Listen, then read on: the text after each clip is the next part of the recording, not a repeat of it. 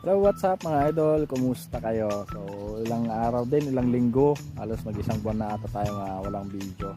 Busy tayo mga idol eh. Ganun talaga. Kailangan natin kumita ng pera. So, eto na nga mga idol, magandang araw. Ayan. So, kahit ganito ang panahon, ayan, umaambon.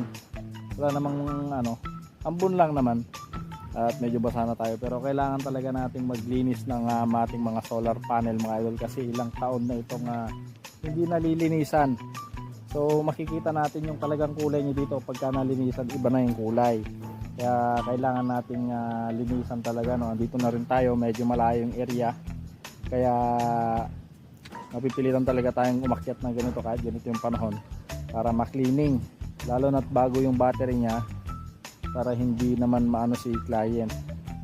So ang dito mga idol, ang promise ng nag-install sa kanya is monthly, every 3 months, every 4 months yung cleaning niya. Pero ang nangyari, ilang taon na hindi na napapasyalan, no. So ang laki na ng problema ni client. Imbis na nasusulit, eh hindi niya nasusulit. Ito yung ating mga idolo, yung ating mga solar panel.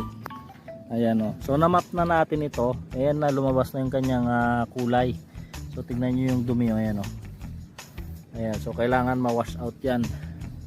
Sa to mga idol, sa mata to, kung talagang makikita dito kasi sa camera hindi masyadong mahalata ito. So yung kulay na ng panel, kulay itim na. Ayan, oh. Kulay itim. Ewan ko kung mapapansin nyo, ayan, oh. Oh, ayan, oh. Yung kulay, oh. O, tignan nyo itong kamay ko, malinis, idadampi ko lang dyan. Ayan yung nya, oh.